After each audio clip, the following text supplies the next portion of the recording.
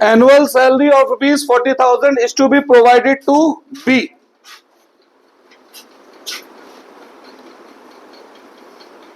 Interest on capital is to be provided at the rate 12% per annum. Fourth, interest on drawing is to be charged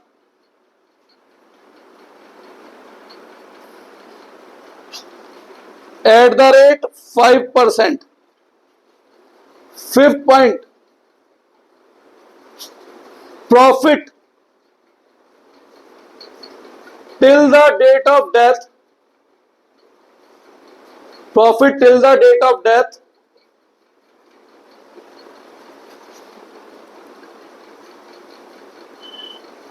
on the basis of sales of previous year, on the basis of previous year. 6, एक तो ये वाला point book में नहीं था, ये मुझे cover करना था. 6, building is revalued at rupees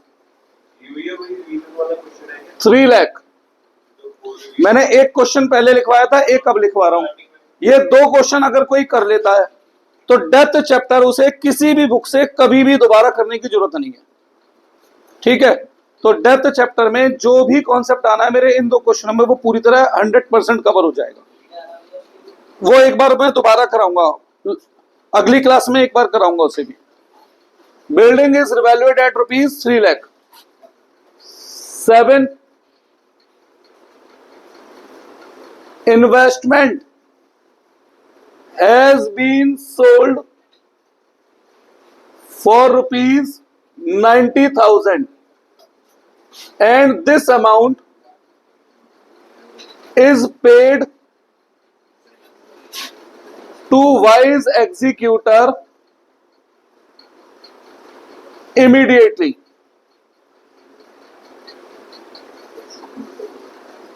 8th, stock is to be depreciated by 10%. क्या? हाँ मेरे को मालूम है. Is to be provided to Y कर दो यार, इतना तो फिर तुम भी ध्यान लगा सकते हो. ठीक है चलो, अच्छी बात है, तुमने सुधार दिया. Liability for claim on workman compensation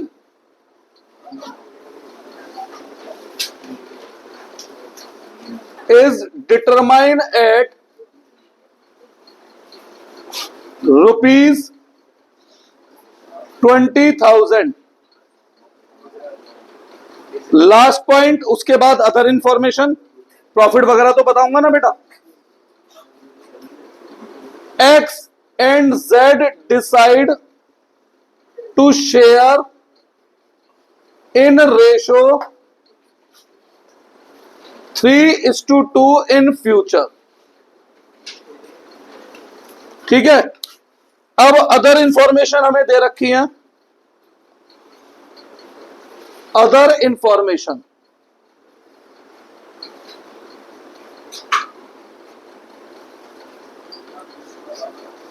sale for the year ending 31 March 2018 was amounted rupees 10 lakh. Full stop. It is expected that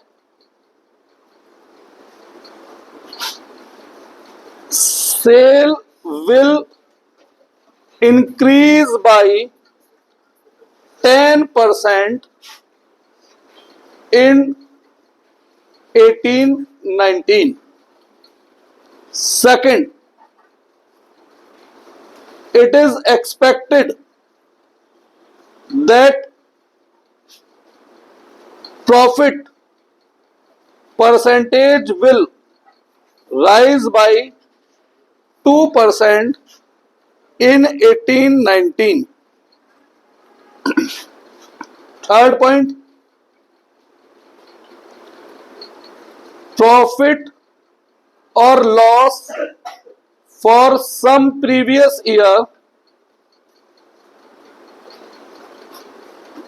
years were as under. एक तरफ ईयर एंडिंग लिख रहा हूं, ये अदर इंफॉर्मेशन हुई, और एक तरफ लिख रहा हूं प्रॉफिट या लॉस।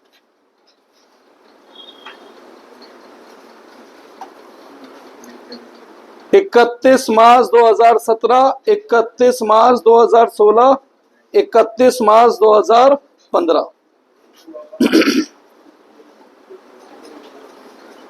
2,60,000 का loss, 1,20,000। Prepare wise capital account. ये क्वेश्चन और एक और, दो ऐसे क्वेश्चन है, दो question is equal to complete chapter, except one thing. क्या चीज एक्सेप्ट? एग्जीक्यूटर अकाउंट हम किस तरीके से फाइनली आगे फ्यूचर में एग्जीक्यूट करेंगे, उसके अलावा बाकी सब खत्म। ठीक है बेटा? तो एक मैंने पहले कराया था, बहुत सारे पॉइंट उसके इस क्वेश्चन में भी रिपीटेड है, बहुत सारे पॉइंट उसके इस क्वेश्चन में भी रिपीटेड है। सेल वाला केस बुक में कवर नहीं हो रहा था, इसलिए हमने अलग से जोड़ा है। इसे नोट करो, फिर इसका सॉल्यूशन कराता हूं।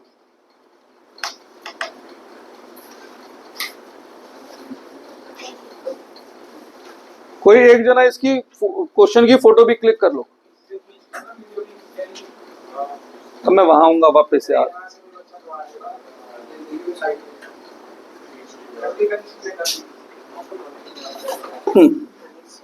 कटना कहां से? यहां से?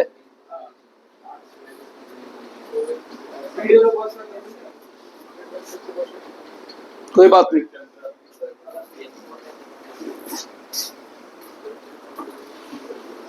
तुमसे फीस के 200 रुपए महीना बढ़ा लूंगा, बड़ी स्पेस का फोन आ जाएगा।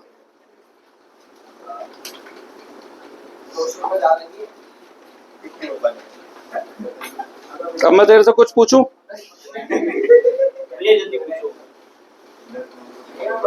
अब सोच ले, जो मैं पूछूंगा वो अगर किसी ट्यूशन के बाहर वाले ने वीडियो देखी तो वो भी सुनेगा मैं क्या पूछ रहा हूं। अब आ जाओ इस पे ही।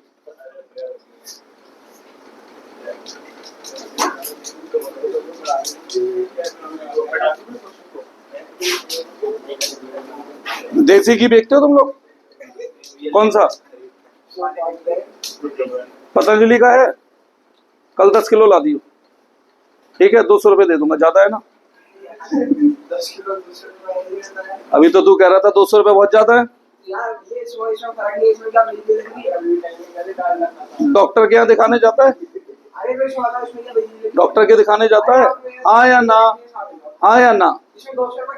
मैं वही पूछ रहा हूँ, पहले बता, डॉक्टर के दिखाने जाता है? बिजली लगती है उसकी, तो फिर वो किस बात के 1200 रुपए लेता है? क्या फर्क है? क्या फर्क है? डॉक्टर केवल तुझे सही करेगा, मैं पता नहीं कितने बच्चों का भविष्य बनाऊंगा।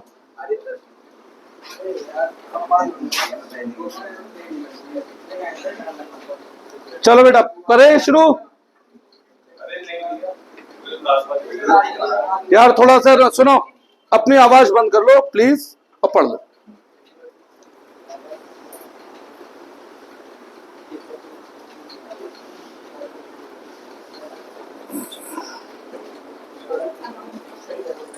कितनी देर लगेगी इसमें? तो एक काम कर, पॉज ही कर दे बीच में।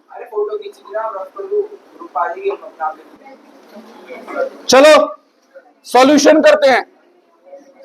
अब जरा शांत हो एकदम सब।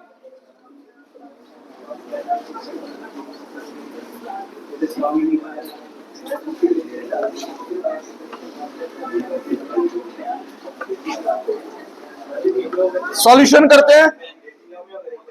देव पढ़ दे बेटा। क्या बनाना है हमें यहां पर? Wise capital account.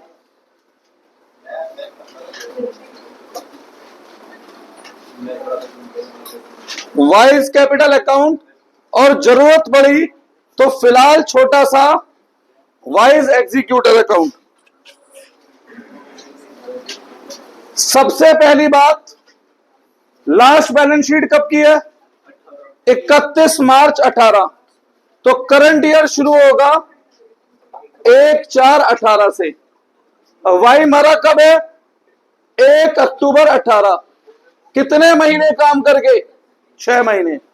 सबसे पहले ये मंथ कैलकुलेट करने बहुत जरूरी है, क्योंकि बहुत सारी ऐसी चीजें हैं जो टाइम बेस होती हैं। ठीक है, अगर हमने मंथ कैलकुलेट नहीं किया तो वो टाइम बेस वाली सारी चीजें बेकार। अब पहले बैलेंस शीट पुट करते हैं। Y balance BD. वाई की कैपिटल बताओ। 2 लाख। अब एक एक करके बैलेंस शीट में से आइटम्स बोलो, जो बटने होंगे बांट देंगे। सबसे पहले कैपिटल हो गई, उसके बाद जर्नल रिजर्व में वाई को उसका हिस्सा दिया जाएगा। कितना है जर्नल रिजर्व?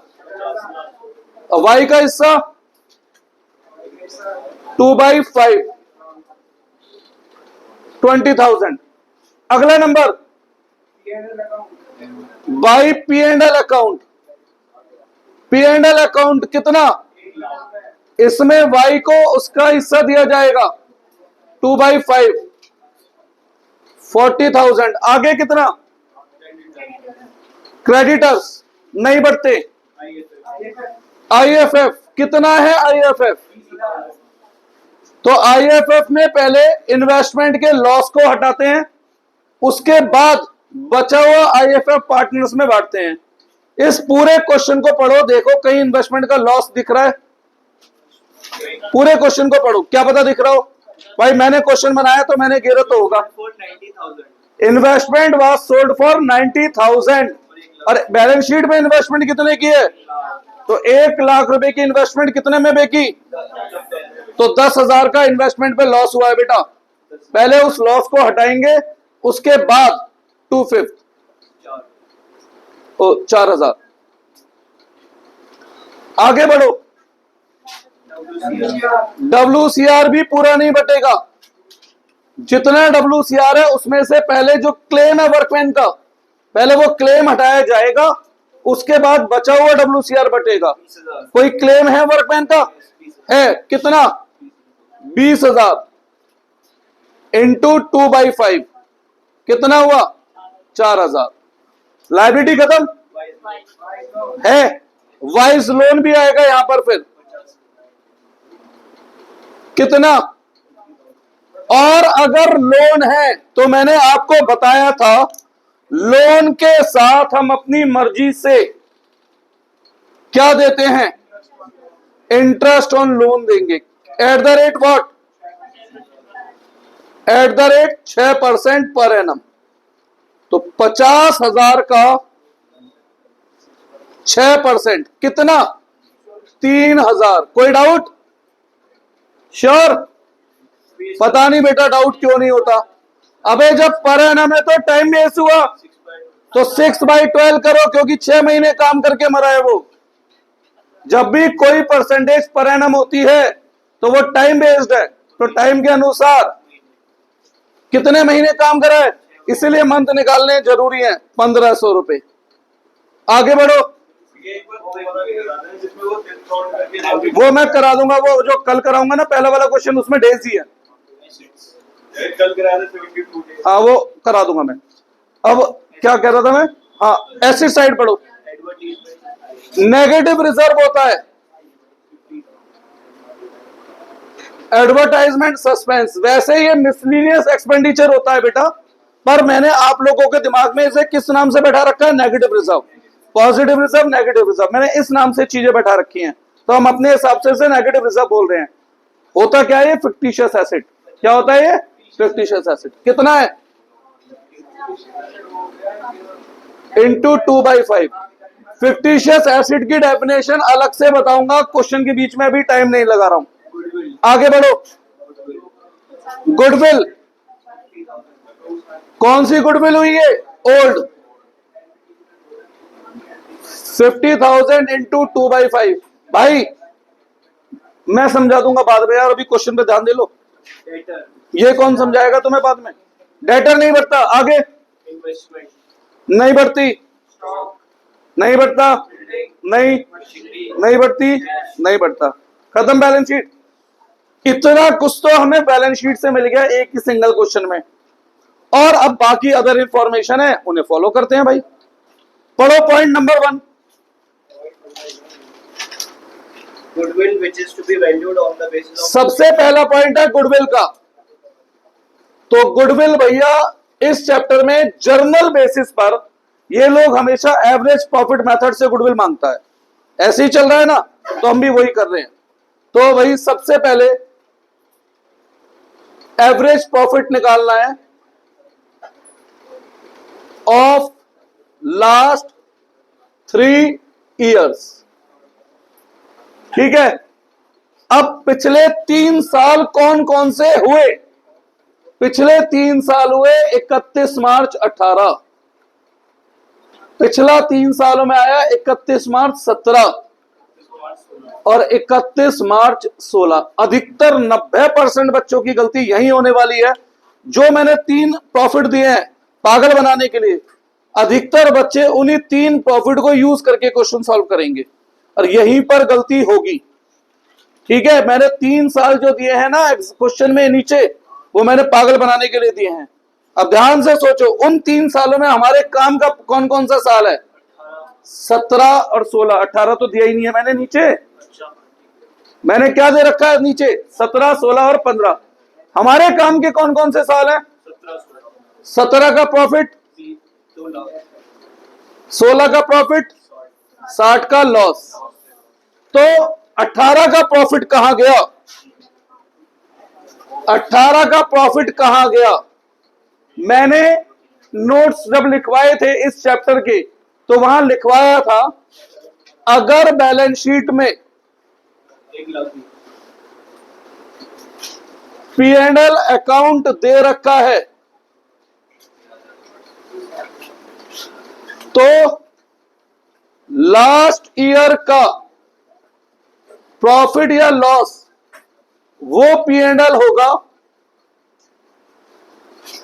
जो बैलेंस शीट में गिवन है। क्या ये बात मैंने लिखवाई थी? नहीं,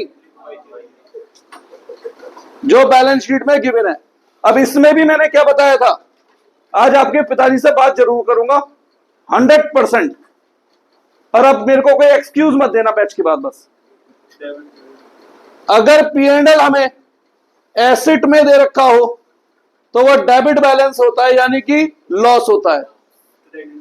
अगर P&L हमें लायबिलिटी में दे रखा हो तो वो क्रेडिट बैलेंस होता है, यानी कि प्रॉफिट। क्या ये बात मैंने नोट्स में लिखवाई थी? तो भैया उसे फॉलो करो ना। तो बताओ लास्ट ईयर का प्रॉफिट क्या हुआ? कहां से मिला? बैलेंस शीट में। प्रॉफिट हुआ या लॉस? प्रॉफिट क्यों हुआ? क्योंकि लायबिलिटी साइड में गिवन है, क्रेडिट नेचर का है। ठीक है, अब इसके बेस पे निकालो एवरेज प्रॉफिट।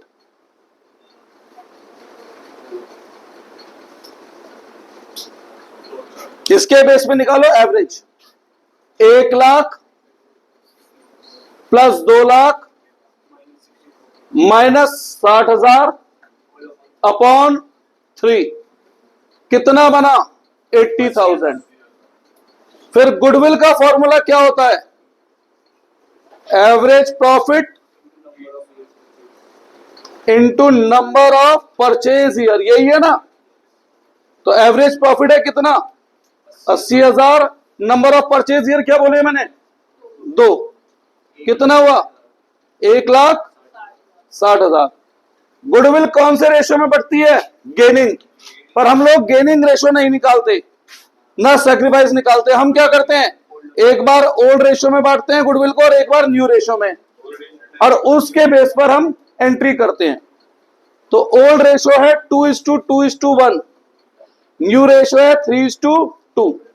ओल्ड रेशो में क्रेडिट, न्यू रेशो में डेबिट। तो 1,60,000 को 2:1 में बांटूंगा अगर मैं, 64,000, 64,000, 32,000, सही है ना। 1,60,000 को 3:2 में बांटूंगा तो मैं 96,000, 64,000, यही है डिफरेंस। 64,000 क्रेडिट बढ़ा है, 32,000 डेबिट बढ़ा है, 32,000 डेबिट बढ़ा है। तो y के क्रेडिट में लिखूंगा by x capital by Jades capital. कितना कितना, हाँ बेटा बोलो। जब रिजर्व ना बांटने हो और रिजर्व का टोटल माइनस में आ रहा हो, या जब रिवैल्यूएशन का इफेक्ट ना लेना हो और रिवैल्यूएशन में लॉस आ रहा हो और उसका इफेक्ट नहीं लेना, तो ओल्ड डेबिट न्यू क्रेडिट। क्या अभी तो मैंने गुडविल बांटी है, गुडविल में तो हमेशा यही करते हैं हम, चाहे थर्ड चैप्टर हो चाहे कोई भी चैप्टर हो, ओल्ड क्रेडिट न्यू डेबिट। हाँ 20 लिख दिया मैंने, सॉरी बेटा, हो जाती है बेटा गलती कभी कभी क्वेश्चन के बीच में। ठीक है, यहां तक कोई डाउट? अगली एडजस्टमेंट पढ़ो। सैलरी देनी है बी को, सैलरी होती है टाइम बेस, कितनी देनी है, पर ये तो एनुअल है, काम कितने महीने करा है इसने, इंटू 6/12, 20,000। अगली क्लास से मैंने जो बोला है शौर्य, आगे Interest on capital is to be provided 12% per annum.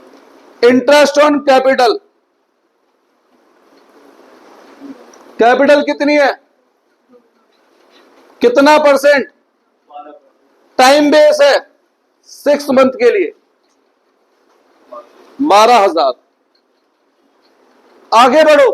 Interest on drawing is to be charged at the rate 5%. अरे बेटा क्वेश्चन में एक मिस्टेक हो गई मुझसे, मैं ड्राइंग लिखवानी भूल गया। तो आप एक काम करो, क्वेश्चन में लिख लो ड्यूरिंग द ईयर, क्वेश्चन के एंड में लिख लेना during the year Y withdraw ₹40,000। अब क्वेश्चन इतना लेंदी था दिमाग से स्किप हो गया, बस ये लिखना during the year Y withdraw ₹40,000। तो ड्राइंग कहां आती है,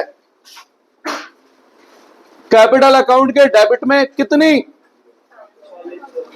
और इंटरेस्ट ऑन ड्राइंग कितना देना है, तो 40,000 इंटू 5/100 इंटू 6/12।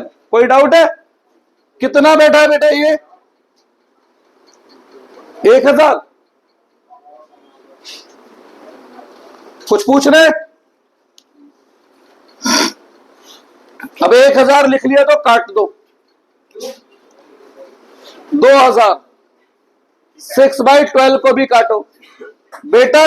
5% लिखा है, 5% पर एनम नहीं लिखा है। जब पर एनम लिखा होता है तब टाइम हमारे लिए रेलिवेंट फैक्टर होता है, और जब केवल परसेंटेज होती है तो टाइम इज एन इररेलिवेंट फैक्टर। उस केस में फ्लैट 5%। ये छोटी छोटी बातें हैं एग्जामों में जो गड़बड़ होती हैं, ठीक है। कई बार हम जैसे टीचरों से भी हो जाती हैं कभी कभी ये गलतियां, पर ध्यान आप लोग रखें। मैं 11th क्लास से बार बार रिपीट करता हूं, परसेंटेज के साथ हमेशा ध्यान दो, पर एनम तो नहीं लिखा। अगर परसेंटेज के साथ पर एनम है तो टाइम बेस, और पर एनम नहीं लिखा तो फ्लैट, पर एनम नहीं लिखा तो फ्लैट। तो अब आप बताओ क्या यहां लिखा क्या था क्वेश्चन में? 5% 5%। अब कोई ये नहीं कह सकता भैया मैंने पर एनम बोला था, मैंने क्वेश्चन क्योंकि लिखा था, क्योंकि बोलता तो शायद आप लोग गलती करते, पर मैंने तो खुद ही लिख के दिया है। तो 5% है, पर एनम नहीं है। ठीक है, ये केस है, ये वाला केस नहीं है। तो इसीलिए time is an irrelevant factor. Clear है बात? आगे बढ़ो। Profit till the date of death. अरे यार देखना, चल बाद में उठाते हैं। Profit Till the date of death on the basis of sales of previous year. तो बात हो रही है P&L सस्पेंस की। ध्यान दें, ये इस क्वेश्चन का सबसे मजबूत पक्ष जो है, क्योंकि otherwise on the basis of last year profit वाले केस तो बुक में भरे पड़े हैं, वो तो हमने पिछली क्लास में 5 करे थे क्वेश्चन, है ना। मैंने कौन सा केस दिया है? On the basis of last year cell, जो कि बुक में नहीं था। तो इसमें ध्यान दे बेटा, कैलकुलेशन ऑफ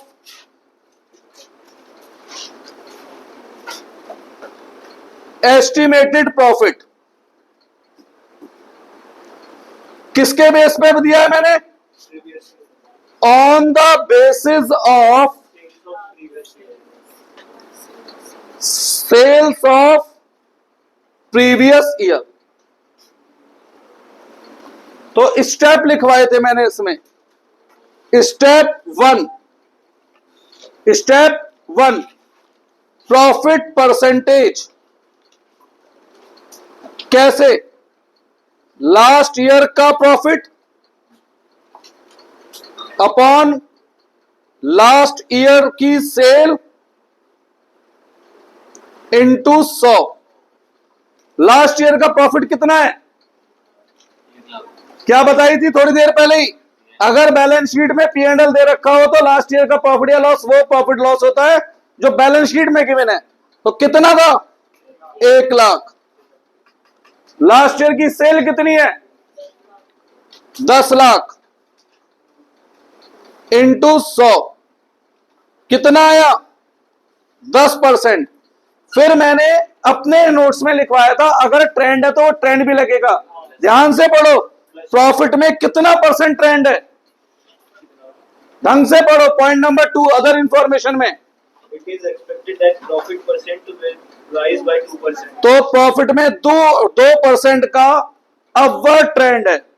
तो यानी हमें प्रॉफिट परसेंटेज अब 12 लेनी है, 10 नहीं लेनी। तो हमारी बुक में एक क्वेश्चन कवर नहीं है, ध्यान दे लोगे तो बेहतर रहेगा। एग्जाम में नहीं आए तो कोई दिक्कत नहीं है, आया तो हम कर पाएंगे क्योंकि हम देख के जा रहे हैं। सही है? क्लियर है? ट्रेंड का मतलब क्लियर हुआ कि भाई करंट ईयर में लास्ट ईयर के मुकाबले कुछ बढ़ या घट सकता है, उसके बारे में बात हो रही है। Step 2 profit Till date of till date of death. कैसे निकालना था profit till date of death? sale of current year sale of current year till death till death into profit percent upon into profit percentage upon 100। तो क्या current year की cell मैंने बताई है? देखना पूरे क्वेश्चन में ढूंढो, मैंने करंट ईयर की सेल बताई नहीं है। previous तो क्या मैं भूल गया हूं? मैं भूला नहीं हूं। मैंने यहां पर आपको एक दूसरा तरीका और बताया था, sale of last year. Sale of last year Trend plus minus percentage trend trend of of sale into month into जितने महीने काम करा to profit percent. Into profit percentage upon 100। तो लास्ट ईयर की सेल क्या थी बेटा?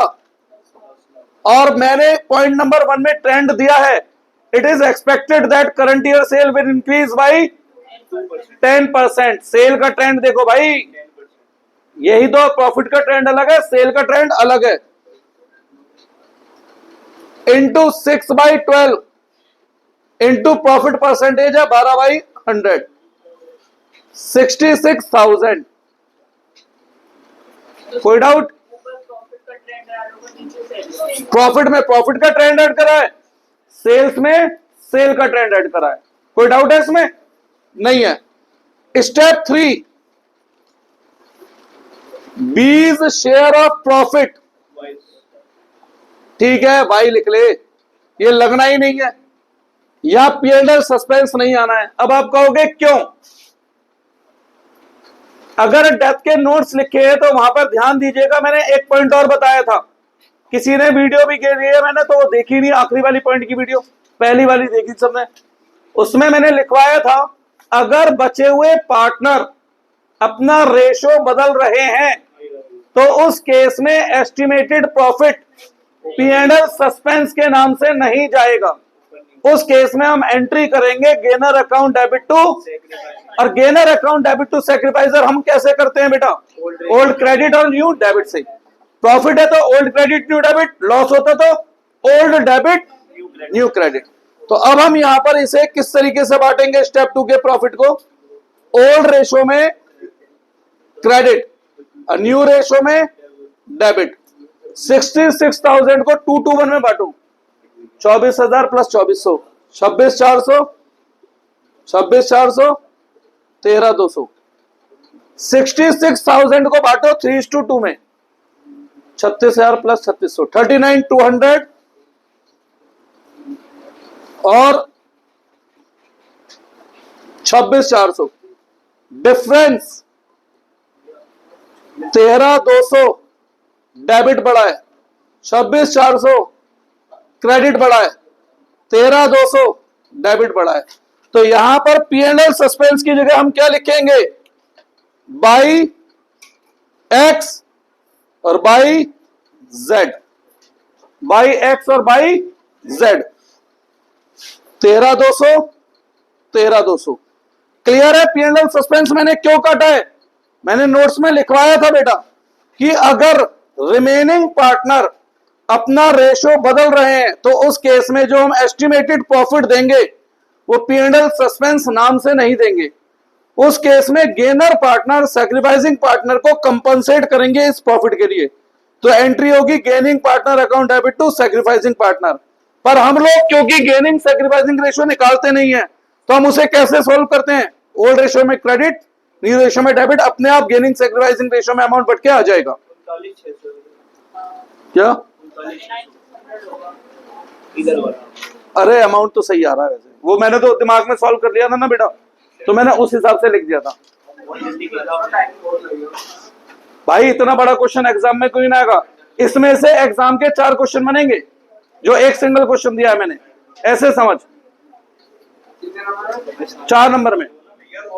तब तो ये ठीक है ना, एक क्वेश्चन से अगर हम 4 क्वेश्चनों की नॉलेज ले लें तो। हाँ, sales of last year plus minus trend of sale into जितने महीने काम करा अपॉन 12। अरे बढ़ रही है तो प्लस, घट रही है तो माइनस, अपवर्ड ट्रेंड है तो प्लस, डाउनवर्ड ट्रेंड है तो माइनस। कोई डाउट है यहां तक? नहीं भैया, मुझे चलो मैं यहां कोशिश कर लूंगा करने की। आगे बढ़ते हैं। Building is revalued at ₹3 lakh. अगला पॉइंट, बिल्डिंग इज रिवैल्यूड। तो भैया हमें किसकी जरूरत पड़ेगी? रिवैल्यूएशन अकाउंट की जरूरत पड़ेगी। बिल्डिंग एसिड है, एसिड बढ़ता है तो फायदा कितना? 1 लाख। आगे बढ़ो। इन्वेस्टमेंट देखकर पैसा आया और वो पैसा हमने वाई के एग्जीक्यूटर को दिया, तो यहां नहीं लिख सकता हूं मैं कैश। एग्जीक्यूटर अकाउंट अगर बनाऊंगा तो उसमें लिखूंगा मैं कैश, क्योंकि पेमेंट जगह कहां बनाने की। अब मैं रब नहीं करना चाह रहा क्योंकि ये मेन वर्किंग है बेटा, ये मेन वर्किंग है, यही मेन चीज है, इसलिए मैं रब नहीं कर रहा। वाइज एग्जीक्यूटर अगर मैं बनाता तो यहां पे दिखा देता मैं टू कैश 90,000। ठीक है, आगे बढ़ो। Stock is to be depreciated by 10%. Acid कम हो रहा है, टू स्टॉक कितना?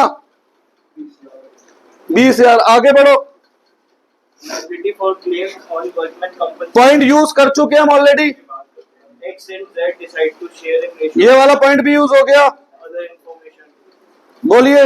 Sales of for the year ending. ये भी इंफॉर्मेशन यूज हो गई ये second point भी हो गया। और थर्ड पॉइंट भी हो गया। खत्म सब, है ना? अब खत्म नहीं हुआ, अभी इस रिवैल्यूएशन का प्रॉफिट भी तो आएगा। वो प्रॉफिट भी तो ट्रांसफर होगा कैपिटल अकाउंट में। एक्स वाई जेड कितना प्रॉफिट है? 80,000।